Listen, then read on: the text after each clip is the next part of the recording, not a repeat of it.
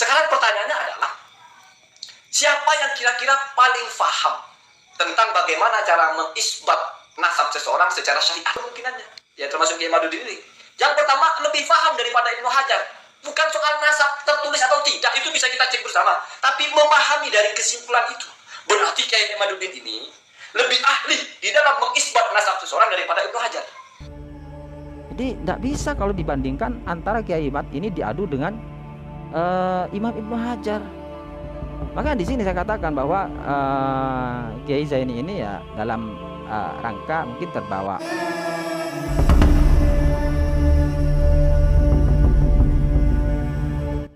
Oke, assalamualaikum warahmatullahi wabarakatuh. Alhamdulillah wassalatu wassalamu ala Rasulillah wa ala alihi wa sahbihi wa mawalah. La haula wala quwwata illa billah, amma ba'd. Sahabat pemirsa dan juga teman-teman sebangsa dan setanah air dimanapun berada yang dirahmati Allah. Kali ini kita akan masuk pada konten Kiai Zaini, salah satu YouTuber yang sering memberikan pandangan-pandangan dan juga masukan-masukan tentang polemik nasab ini. Beliau sangat intens sekali memberikan masukan-masukan dan pandangan-pandangan di dalam masalah di dalam polemik nasab ini. Nah, Kiai Zaini ini kalau saya anggap adalah beliau kapasitasnya seorang ustadz, bahkan lebih. Beliau itu seorang kiai menurut saya, dan sangat piawai sekali di dalam kutubus salaf, sangat berpengalaman di masalah kitab-kitab salaf, kitab pondok pesantrenan lah. Sehingga dari penelitian Kiai Haji Imaduddin ini, beliau banyak masuk dan juga memberikan pencerahan-pencerahan yang rujukannya pun juga pada kitab-kitab silsilah yang menjadi bahan di dalam polemik nasab ini. Kitab-kitab yang dijadikan rujukan oleh Kiai Haji Imaduddin, dan beliau juga mengikuti meneliti, mentelaah, sehingga juga beliau juga memberikan banyak pencerahan-pencerahan. Tetapi dalam kontennya beliau itu di konten yang ini, nah saya kira Kiai Zaini ini sudah terbawa apa ya kasarnya ya, sudah terbawa ego. Kenapa? Karena dia sempat merosting salah satu YouTuber juga, dia seorang ustadz ya, Hanif Farhan. Karena dianggapnya sudah menggolongkan terhadap salah satu kubu, atau kalau kita katakan ini dua kubu yang sedang berseteru. Jadi Ustadz Farhan ini sudah menggolongkan Kiai Zaini ini terhadap salah satu kubu. Beliau tidak mau terjebak pada salah satu golongan. Karena yang menjadi acuan beliau di dalam polemik nasab ini adalah tentang ilmiah, tentang kajian ilmiah. Saya sangat setuju dengan pandangan Kiai Zaini tentang bahwa ini masalah kajian ilmiah. Jadi kita tidak boleh digolongkan ataupun terjebak terhadap salah satu golongan-golongan. Tetapi kita harus betul-betul fair, kita masuk secara ilmiah. Kalau kita tarik pada polemik silsilah ini, saya katakan bahwa Kiai Haji Imaduddin itu sebagai peneliti tentang silsilah nasab melalui manuskrip dan kitab-kitab klasik yang menjadi dasar penelitiannya. Sehingga setelah Kiai Imaduddin itu mentelaah dengan sedemikian rupa, beliau sampai saat ini mempunyai kesimpulan masih belum terkonfirmasi tentang silsilah Ba'alawi, tentang silsilah Ubaidillah bin Ahmad al-Muhajir. Ini masih belum terkonfirmasi ketersambungannya terhadap Rasulullah. Dasarnya adalah kitab-kitab silsilah yang menjadi dasar penelitiannya. Itu yang harus kita pahami dulu.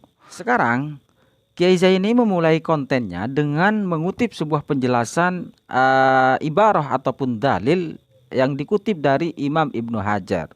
Ketika nasab itu sudah ditetapkan secara syariat, maka kita wajib memuliakannya, kita wajib menghormatinya.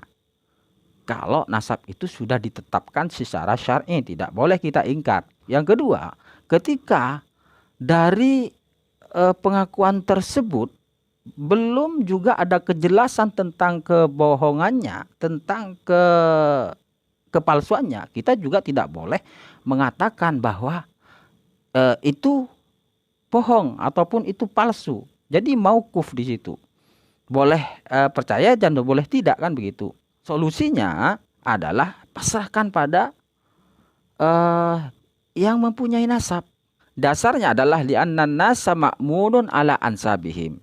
Karena orang yang bernasab itu ya lebih dipercaya tentang kenasabannya. Dari penjelasan situ ya memang jelas. Tetapi kalau kita tarik pada polemik saat ini, satu yang menjadi catatan adalah Kiai Imaduddin ini masih belum pernah menyatakan secara tegas bahwa nasab Ba'alawi atau Ubaidillah bin Ahmad al-Muhajir ini palsu. Tidak. Kiai Imaduddin tidak pernah mengatakan palsu. Tetapi sampai saat ini masih belum terkonfirmasi. Artinya masih butuh kelanjutan. Kalau memang ada dari kalangan siapapun yang mau menjelaskan tentang ketersambungan Ubaidillah bin Ahmad al-Muhajir ini, maka beliau siap. Sehingga dengan narasi Kiai Imaduddin ini siap berdebat 3 hari 3 malam. Ini dalam konteks penelitian beliau selama ini bahwa masih belum menemukan dasar-dasar yang menjadi ketersambungan tersebut. Jadi tantangan Kiai Imaduddin itu tidak bisa kita pelintir bahwa Kiai Imaduddin sudah berupaya untuk membatalkan tentang nasab Ubaidillah. Tetapi saya yakin bahwa Kiai Imaduddin itu ketika ada orang yang memang berani menjelaskan dengan metode, dengan menggunakan rujukan-rujukan yang menjadi tolak ukur keabsahan dan terbukti ketersambungan Ubaidillah terhadap Rasulullah, maka saya yakin 100% Kiai Imaduddin itu juga akan menerima. Tetapi kenyataannya sampai sekarang masih belum ada yang berani menghadap beliau untuk menjelaskan ini. Maka dia narasikan dengan tantangan sedemikian rupa. Dan kita yakin ketika itu ada bukti-bukti ketersambungan itu, maka saya yakin beliau itu menerima sekali. Lalu yang kedua, Zaini ini mempunyai kesimpulan dengan pertanyaan seperti ini. Siapa kira-kira yang lebih bisa dipercaya antara Kiai Imaduddin dengan Imam Ibnu Hajar? Karena Imam Ibnu Hajar ini sudah mensubut Ubaidillah bin Ahmad al-Muhajir dalam ketika menjelaskan silsilah gurunya. Berarti dengan menyebutnya Imam Ibnu Hajar ini terhadap Ubaidillah dalam penjelasannya, beliau berkesimpulan bahwa ini bisa dijadikan dasar bahwa Ubaidillah ini tersambung dengan Rasulullah. Di sisi lain, beliau menjelaskan bahwa kredibilitas Imam Ibnu Hajar ini dalam konteks syariah dan juga hukum fikih. Jadi bukan dalam hal nasab. Kalau dalam hal nasab, beliau punya kesimpulan karena Imam Ibnu Hajar ini dianggap orang yang sangat kredibilitas sekali dalam hal syariah dan juga ilmu fikih. Lalu dibuat acuan bahwa Ubaidillah ini jelas ketersambungannya dengan Rasulullah. Sementara dari Kiai Imaduddin ini berdasarkan kajian, bukti-bukti otentik melalui manuskrip dan kitab-kitab sejarah, kitab-kitab silsilah. Nah ini tidak sebanding. Jadi tidak bisa kalau dibandingkan antara Kiai Imad ini diadu dengan Imam Ibnu Hajar. Maka di sini saya katakan bahwa Kiai Zaini ini ya dalam rangka mungkin terbawa ego karena sudah dikotak-kotakkan oleh salah satu YouTuber. Jadi sekali lagi kalau Kiai Zaini ini mengatakan bahwa tidak bisa Kiai Imaduddin ini diadu dengan Robitoh Alawiyah. Kita tidak dalam rangka mengadu Kiai Imaduddin dengan Robitoh Alawiyah. Ini konteksnya berbeda. Panjenengan sendiri sering mengatakan bahwa ini konteksnya ilmiah. Penemuannya ya seperti ini. Bahwa Ubaidillah bin Ahmad al-Muhajir ini masih belum terkonfirmasi. Ini bahasanya harus kita pegang. Masih belum terkonfirmasi. Jadi butuh penjelasan-penjelasan kalau memang ada. butuh bukti-bukti penjelasan-penjelasan ketersambungan kalau memang ada. Nah, ranahnya Robitoh Alawiyah ini karena memang dia yang punya nasab, maka sebetulnya harus menjelaskan. Kenapa? Kiai Imaduddin menanyakan tentang itu. Apa dasar yang menjadi pertanyaan Kiai Imaduddin? Dasarnya dari kitab-kitab silsilah tersebut. Sebetulnya kan Robito Alawiyah ini kan harusnya muncul dan juga memberikan penjelasan-penjelasan ketersambungan tersebut itu kalau memang ada. Jadi tidak bisa kalau kita menganggap bahwa antara Kiai Imaduddin versus Robito Alawiyah. Apalagi Kiai Imaduddin ini diadu dengan Imam Ibnu Hajar. Ini sudah tidak fair lagi.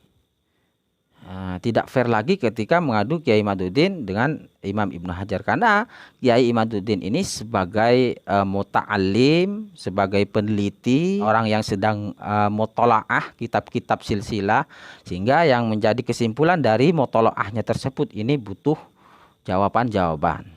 Mungkin itu yang bisa kita sampaikan. Jadi ketika ada satu hal yang tidak berkenan, terutama pada Kiai Zaini, mohon maaf, itu pandangan dari saya pribadi. Jadi kalau ada salah ya mohon maaf ya. Banyak hal yang saya sangat setuju dengan Kiai Zaini ini dari pandangan-pandangannya selama ini, tetapi dalam hal ini saya kurang setuju, begitu saja. Kurang setuju karena apa namanya? Karena saya anggap ini sudah ada embel-embel ego ataupun emosional ya. Emosional yang sebetulnya juga saya yang menjadi pegangan adalah apa yang sering disampaikan oleh Kiai Zaini itu kita harus fair bahwa ini kajian ilmiah. Mungkin itu saja yang bisa kita sampaikan, kurang lebihnya mohon maaf. Assalamualaikum warahmatullahi wabarakatuh.